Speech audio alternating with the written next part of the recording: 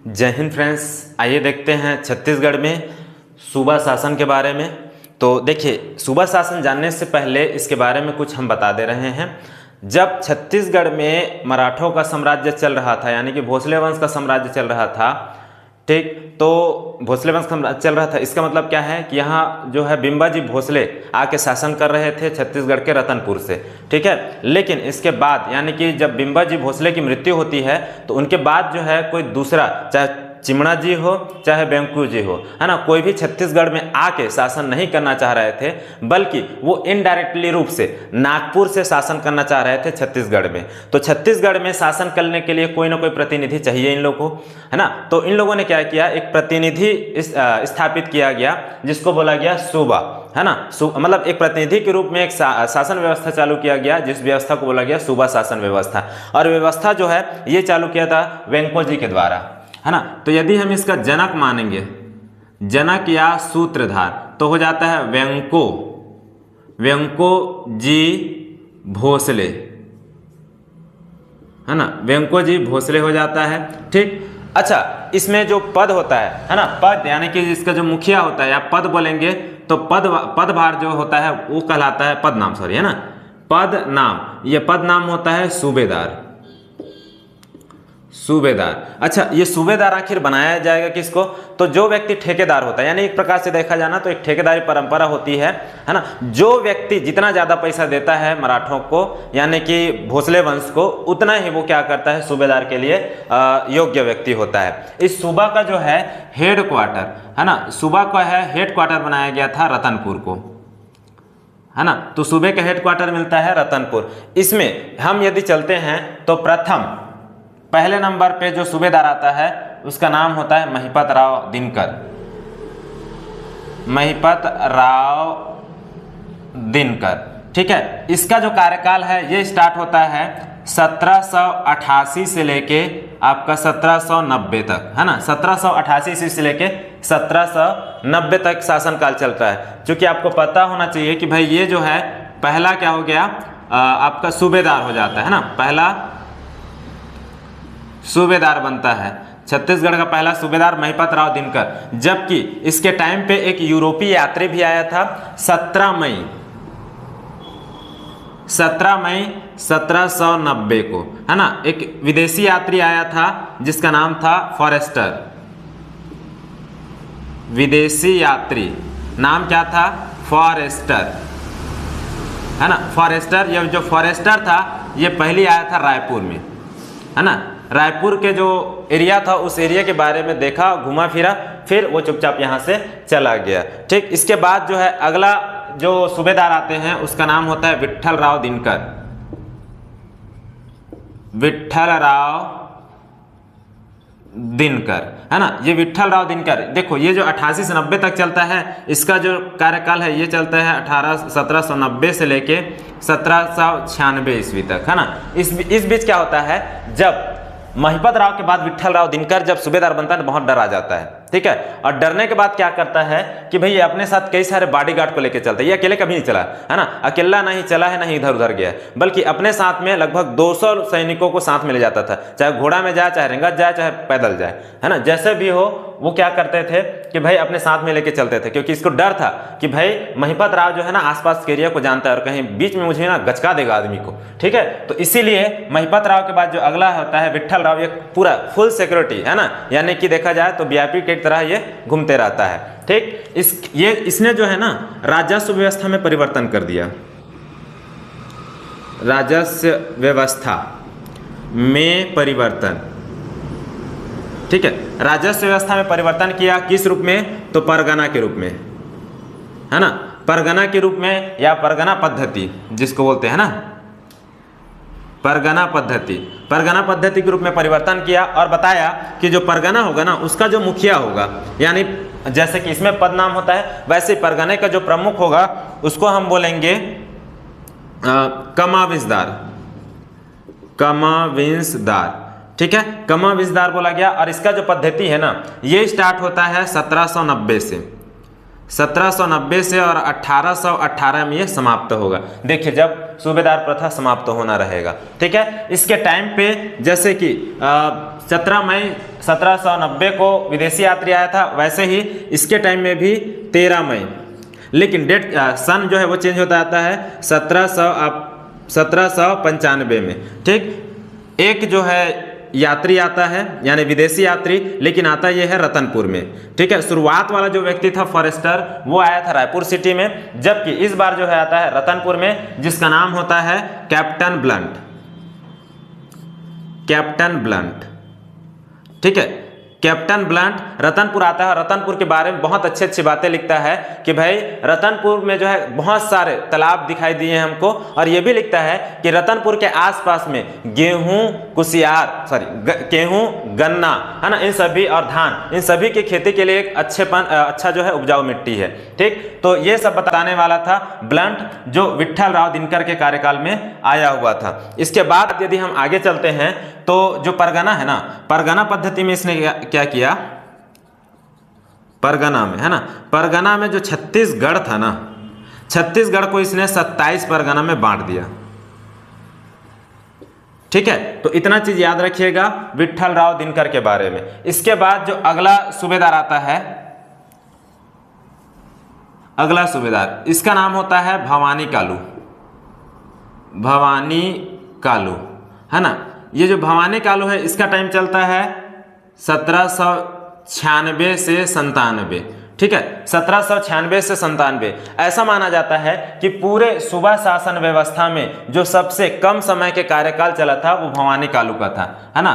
तो सबसे कम कार्यकाल, है ना, भवानी कालू का था, ठीक। तो ये जो सूबेदार थे यहीं तक पढ़ते हैं। अगला जो सूबेदार आता है उसका नाम होता है केशव गोविंद, है ना।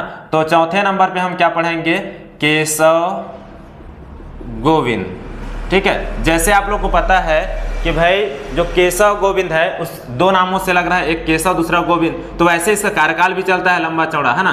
तो ये चलता है 1797 से 1808 तक, है ना, 1797 से लेके 1808 तक। इसके टाइम में प्रमुख बातें, तो इसके टाइम पे जो प्रमुख बातें था वो पहला कि भाई ये सबसे लंबे समय का है, सबसे लंबे कार्यकाल वाला सूबेदार, है ना, एक पॉइंट हो जाएगा।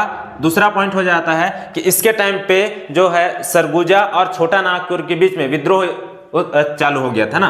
तो याद रखना कि विद्रोह हुआ था दो राज्यों के बीच में, एक था अपना सरगुजा, है ना, जबकि दूसरा था छोटा नागपुर, ठीक है। इन दोनों के बीच में युद्ध की स्थिति यानी विद्रोह करने की स्थिति आ चुकी थी। अगला इसके बारे में और बातें, यानी कि केशव गोविंद के टाइम में एक और घटना हुई थी जिसको बोलते हैं पिंडारियों का आक्रमण, पिंडारियों का आक्रमण, है ना। अच्छा, पिंडारियों का आक्रमण मतलब क्या होता है कि भाई वे लोग जो आते जरूर थे युद्ध करने, लेकिन वो युद्ध करते थे लूटपाट करके, मार काट के भाग जाते थे, उनको किसी से कोई मतलब नहीं होता था, आते थे लूटपाट करते थे फिर चले जाते थे, उन सभी लोगों को बोला गया क्या, पिंडारी, ठीक। तो इतना बात याद रखिएगा। अच्छा, इसके टाइम पे जैसे इसके टाइम पे आया था फॉरेस्टर, इसके टाइम पे आया था कैप्टन ब्लंट, तो केशव गोविंद के समय में जो आने वाला यूरोपीय यात्री था, विदेशी यात्री था, उसका नाम था आपका कोलब्रुक, विदेशी यात्री, ठीक है, नाम हो जाएगा कोलब्रुक, ठीक है। तो इतना चीज याद रखिएगा केशव गोविंद के बारे में। चलिए इसके बाद अगला जो है सूबेदार देखते हैं हम लोग।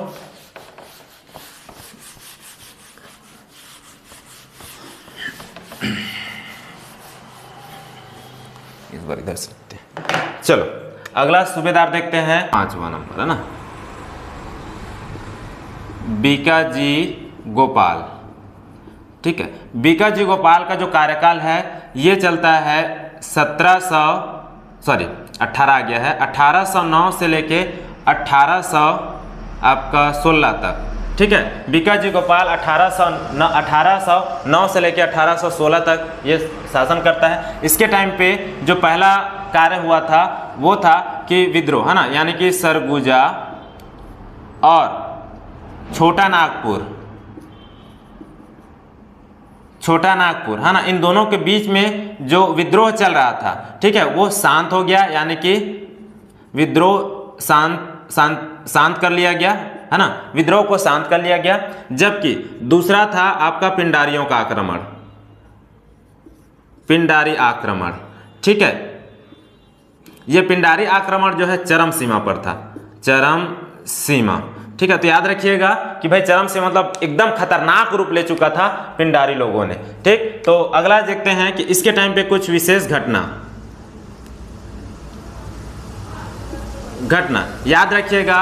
जो बीकाजी गोपाल थे उसके टाइम पे कोई भी यूरोपीय यात्री या कोई भी जो है विदेशी यात्री भारत में नहीं आए थे। इसके टाइम पे जो पहला जो घटना हुआ था वो कि जो ब्योंका जी था ना, ब्योंको जी की मृत्यु हो जाता है, ब्योंको जी की मृत्यु हो जाता है ना, कब? तो 1811 में हो जाता है, ठीक। दूसरा पॉइंट हो जाता है कि रघु जो द्वितीय होता है इसका भी मृत्यु हो जाता है इसी के समय में। और तीसरा होता है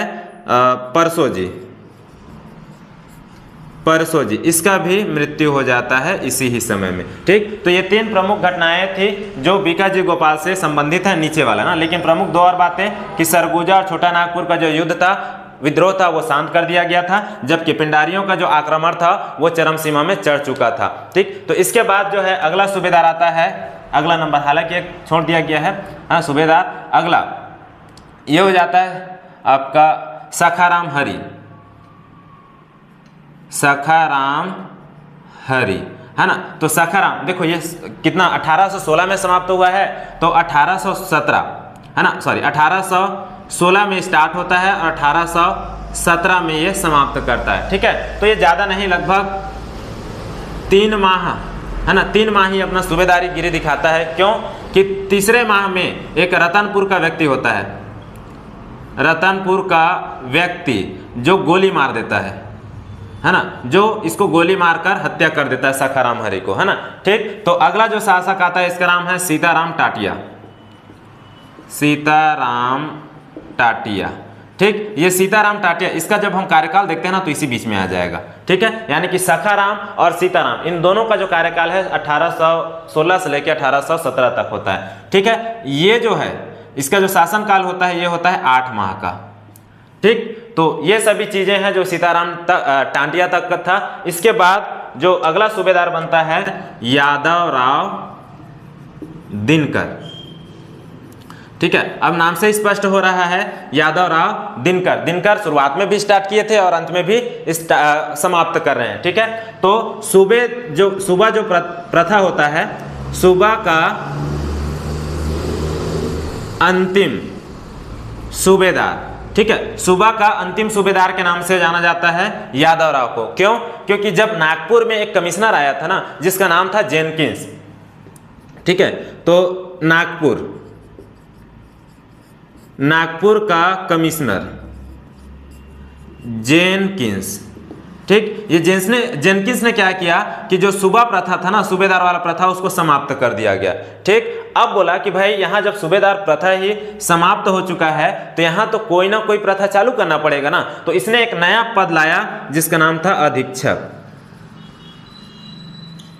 ठीक है। तो याद रखिएगा जब सूबा शासन समाप्त कर दिया गया तो जेनकिंस के द्वारा छत्तीसगढ़ में एक नया पद लाया गया जिसको बोला गया अधीक्षक, ठीक है। तो ये थी पूरी सूबा शासन से संबंधित कुछ बातें, कुछ तथ्य जो एग्जाम के दृष्टिकोण से इंपॉर्टेंट हो जाता है ना। तो अच्छे से पढ़िएगा, एग्जाम देते रहिएगा। आज का क्लास यहीं रोक देते हैं। जय हिंद।